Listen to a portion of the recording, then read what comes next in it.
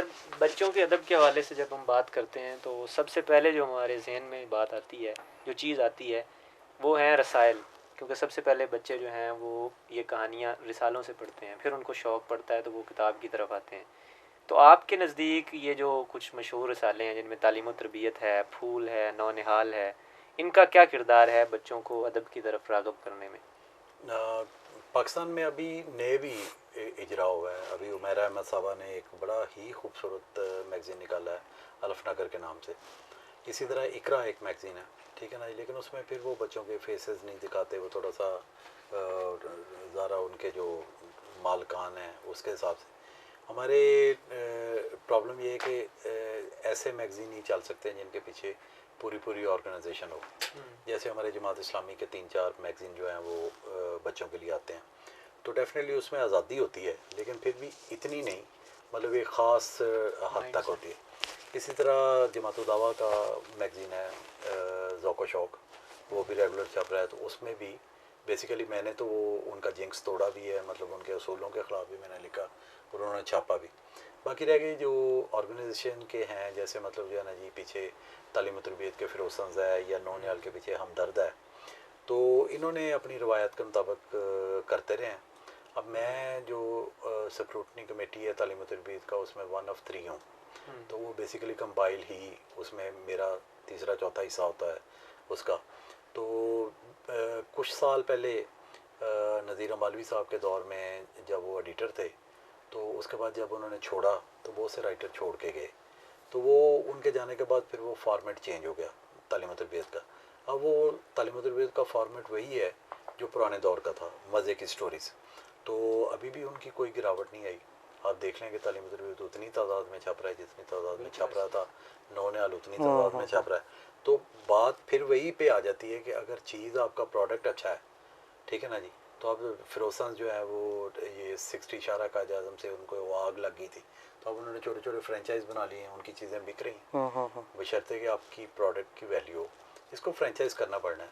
आपने कुछ लेना है ना, वो फेम भी हो सकती है, पैसा भी आपका गोल हो सकता है। बच्चों के अदम में होना नहीं चाहिए, वैसे बच्चों के अदम मिलती कोई शय नहीं, लेकिन अगर आपका कोई भी एम है तो आपको पूरी कोशिश के साथ, मतलब जो है ना जी, वो ऐसा प्रोडक्ट मार्केट में लाना है जो सेलेबल हो, ठीक है ना। फेम भी उसी से है, पैसा भी उसी में से। अच्छा सर, एक मुख्तसर सा सवाल कि आपका जो वर्क है वो कंपाइल सूरत में कितना और तबाजात कितना है?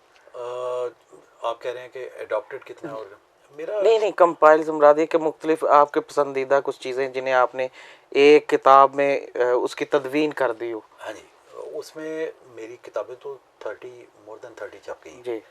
उसमें जो तर्जमा मैंने किया है बेसिकली, वो भी समझने वाली बात है। 2-3 किस्म की स्टोरीज़ हैं। उनमें एक तो स्टोरीज़ ऐसी हैं जो बहुत बड़े राइटर्स की स्टोरी हैं, उनसे हम इंस्पायर होते हैं। हमारा कई दफ़ा दिल करता है कि जी इस राइटर की कहानी ये हमें बहुत अच्छी लगी है, तो लेट्स इसको पहुँचाएँ भी बच्चों तक। तो अब त्रिमू हेड है, उसके ऊपर मैं अपना नाम लिख दूँ तो त्रिमू हेड तो मेरा नहीं हो जाना, ठीक है ना जी। ज़ाहिर अगर वो हांस क्रिश्चियन एंडरसन की कहानी है, सेल्फिश जाइंट है या कोई इस तरह कहानी है, तो वो मेरी तो नहीं हो सकती। मैंने उसका तर्जमा किया, साथ उसका लिख दिया कि भाई ये हांस क्रिश्चियन एंडरसन की कहानी है या किसी और की कहानी। इसके अलावा मेरी तबादात कहानी है, ठीक है जी। मेरे करैक्टर्स हैं, ठीक है जी, उनको मैं बार बार, मतलब मेरी परियां जो हैं वो यास्मीन परी है या मारिया परी है। इस तरह मेरे जो बौने हैं वो बंटी और सैमी हैं, ठीक है ना जी। जो मेरी बिल्ली हैं वो निको है, रेशम है, नीलो है, ऑलवेज है, ठीक है ना। इसी तरह मेरे कुत्ते जो हैं वो मोती हैं, भोलू हैं, ठीक है ना जी। तो इस तरह मेरा वो एक नॉमनक्लेचर चल रहा है। इसी तरह मेरे जो हीरो हैं वो मेरा बड़ा बेटा जो है मुआज़, क्योंकि उसका थोड़ा सा मजहबी नाम भी है उसके साथ, फिर वो फ़नी चीज़ नहीं की जा सकती, तो इसलिए he is hero of all my stories. जो मेरा छोटा बेटा है उसका ज़रा इंग्लिश नेम है, स्पेनिश नेम है बेसिकली, एनरिक। तो वो बेचारा फंसा हुआ है, वो सारे जादूगरों का नाम दिया वो एनरिक पे। और जो जहाँ कोई बेटी हीरोइन है मेरी स्टोरीज़ में, तो ज़रा लिबरली मैं लिखता हूँ, तो बेटियों को भी 8 से 10 साल की बेटियों को भी उतना ही हक होना चाहिए जितना बेटों को। तो कई स्टोरीज़ में जो बेटी है वो हीरोइन है, तो वो तज़ीन उसका नाम है, उसके नाम पे 3-4 मेरी किताबें भी हैं। तो इसलिए मेरा वो एक नॉमनक्लेचर वो जो है ना जी वो चल रहा है। अब बहुत सी स्टोरीज ऐसी हैं पूरे माशरे, पूरी दुनिया में ऐसी बिखरी पड़ी हैं जिनका राइटर है ही कोई नहीं, ठीक है। वो मुख्तलिफ मुल्क है। अब दूसरे लोगों से मुझे ज़्यादा आसानी थी, एक तो मेरा बैकग्राउंड इंग्लिश था, सेकेंडली मैंने सारी दुनिया पाँव से देखी है, वाह। तो वो मेरा एक्सपीरियंस था और मैं लिखता भी था शुरू से, तो ये थोड़ा सा फ़र्क था। तो मैंने जो गैदर की स्टोरीज़, जो मैंने पढ़ना शुरू किया, मुतालिया बहुत ज़्यादा किया, तो उसमें मुझे पता चला कि लातदाद कहानियाँ हैं जो बिखरी पड़ी हैं, उनका राइटर को नहीं। ये सुनी सुनाई कहानियाँ हैं, माँ बोली कहानियाँ हैं, लोक कहानियाँ हैं। If they can be retold in Russian for Russian children, why not in Pakistan for Pakistani audience. तो वो जब मैंने देनी शुरू की तो वो बेसिकली इनका IQ लेवल ही राइटर्स का इतना था, इन्होंने शोर कर दिया जी ये तर्जमा कर रहे हैं, ये तर्जमा कर रहे हैं। तो भाई आप तबादाद कहानी या तर्जमा कहानी, बच्चों को इससे कोई फ़र्क नहीं पड़ता, बच्चों को अच्छी कहानी चाहिए। बच्चे तो ऊपर नाम भी नहीं देखते कई दफ़ा राइटर का, क्या जी मतलब ये आप पे डिपेंड करता है कि आप अपनी पहचान बना लो। वो जब वो एक तरह के मज़े की कहानी होगी तो वो कहेंगे ये ज़रूर अंकल अहमद उल्तानता रखे। अदरवाइज़ तो मैंने देखा जैसे ये जामन बिकते हैं, इन पे नमक लगा के एक वो डब्बे में फेंक दें, तो डग डग करके आप फेंक दें तो आप पहचान ही सकते हैं कि कौन सा जामन कहाँ पड़ा हुआ है। तो ये बच्चों का अदब इसी तरह चल रहा था कि अभी तक आप देखें पिछले 40 साल में कोई ऐसा राइटर उभर के नहीं आया जिसकी अपनी कोई आइडेंटिफिकेशन हो, जिसने अपना को मुकाम बनाया हो, जिसने अपना कोई असलूब बनाया, जिससे दूर से पता चल जाए कि भाई ये नज़ीर अम्बालवी की कहानी है या ये अब्दुल रशीद फारूकी की कहानी या किसी और की कहानी। अच्छा सर, एक सवाल ये कि आपका माशाल्लाह बच्चों के अदब से काम भी बहुत है और मुताला भी बहुत है, तो आप क्या समझते हैं कि बच्चों का अदब जैसे दो हिस्सों में तकसीम होता है, अदब नस्र में और शायरी में, तो इसमें ज़्यादा जो काम हुआ है वो नस्र में बच्चों के अदब बच्चों के लिए हुआ है या शायरी में हुआ है? एक टाइम तो था ना जी ज़रा, जब हम कहते हैं कि वो गोल्डन एरा था पाकिस्तान में बच्चों के अदब का, तब तो everything was excelled by lot of people. उसमें नज़म भी थी, उसमें इस्माइल मिलिट्री साहब थे, मिर्ज़ा अदीब थे, रफ़ीक अहमद ख़ान थे, मतलब कितने सारे शायरों के नाम आपको उसी दौर की प्रोडक्ट थे। तो नसर भी थी, नसर बेसिकली ज़्यादा, ऑलवेज नसर ज़्यादा होती है, तो दोनों तरफ से काम हो रहा था। अब मैं आज हंस रहा था, असास एक न्यूज़पेपर है उसके एडिटर से मेरी बात हो रही थी, नासिर मुग़ल साहब। अगले दिन उन्होंने मुझे रिक्वेस्ट भेजी कि अपनी कहानियाँ भेजो, तो मैंने उन्हें वो सेंड कर दी। तो आज वो मैंने उन्हें नज़में सेंड की, तो मैंने साथ उनका तरला भी लिया। मैंने कहा यार मैं शायर, मतलब इसमें से आपने चॉइस करनी, ये कंपलसरी नहीं है, ये एक मुसवदा है मेरी किताब का, तो इसमें आप रिव्यू कर सकते हैं। जो नज़म आपको अच्छी ना लगे उसको मेहरबानी करके रहने दें, ये मेरा फोटे नहीं है।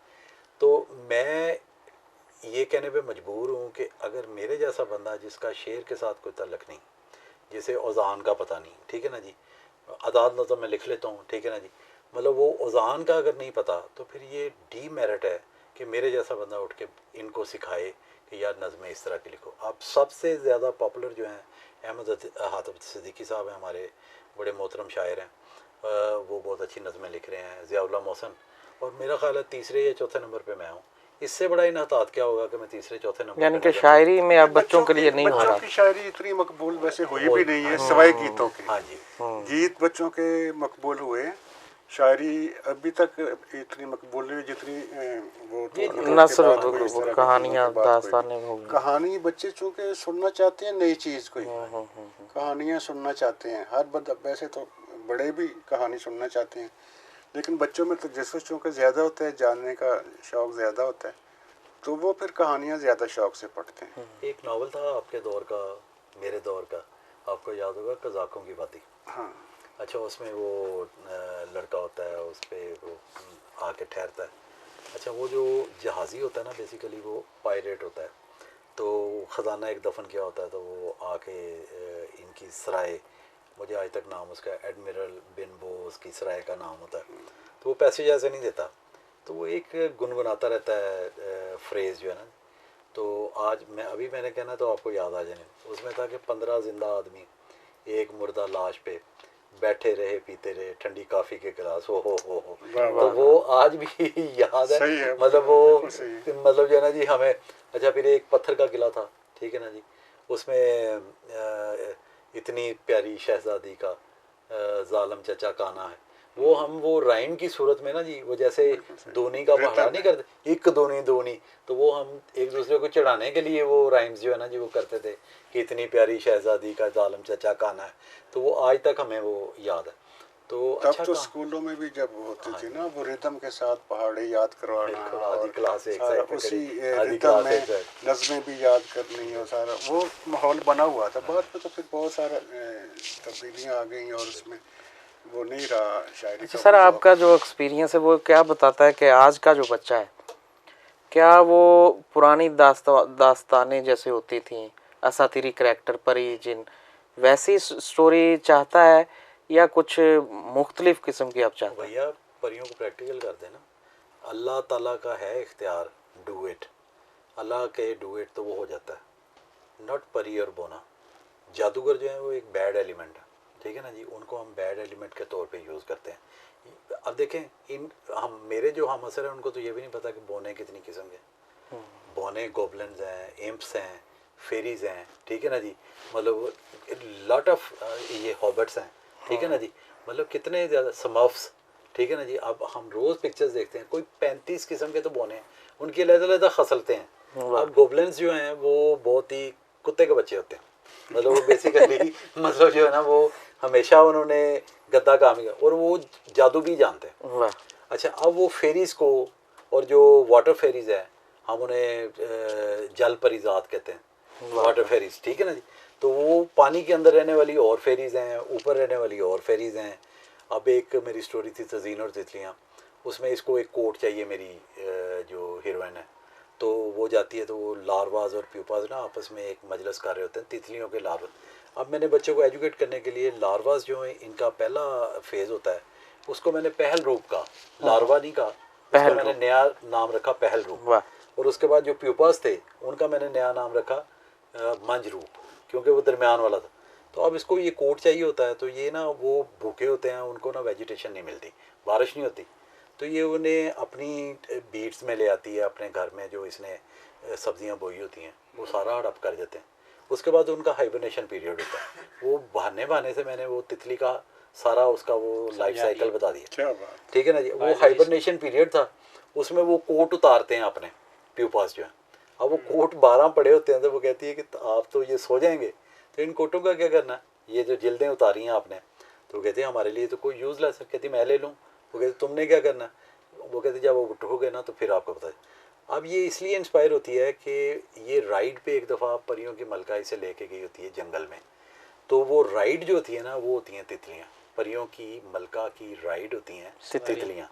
तो अगर ये तितलियाँ मर जाती तो उसको राइड नहीं मिलती, इसको ये भी प्रॉब्लम होती है। ये अब वो 12 कोट को वो नमक लगा के खुश्क करके तो ये एक कोट बनाती है। अब ये देखें, मैं वेरी इजीली इस परी के हिसाब से इसको जादू करवाता और वो कोट मिल जाता। 1 साल वो मेहनत करती है, इतना बड़ा काम करती है, तब कहीं जाके उसे वो कोट का मटेरियल मिलता है।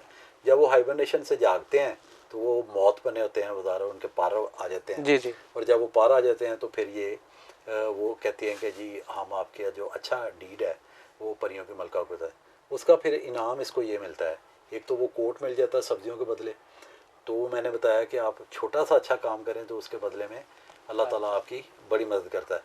और वो परियों की मलका को बताते हैं, तो वो परियों की मलका इसको एक्सेस दे देती है कि जब भी मैं राइड पे निकलूँगी जंगल में तो तज़ीन मेरे साथ होगी। तो मतलब इतने छोटे से काम का इतना बड़ा उसे, तो मेरी परियां और बोने जो है ना जी वो डू इट नहीं करते, वो बड़ी मेहनत करते हैं, क्योंकि छोटे बच्चों का स्पेल है तो वो ज़्यादा मतलब जो है ना छोटे बच्चों को इंस्पायर। अब मेरा क्या होता है, मतलब अगर कोई बच्चा कान चुगली सुनता है तो उसका कान लंबा हो जाता है, अगर कोई वो नाक अड़ाने की कोशिश करता है किसी के मामले में उसका नाक लंबा हो जाता है, उसे छुपाना मुश्किल हो जाता है। तो इस तरह की छोटी अखलाकी तरबियत हो रही होती है, मतलब वो गैर महसूस तरीके से एथिक्स नाफज नहीं करना उन्हें काबिल कबूल बनाना। वाह वाह।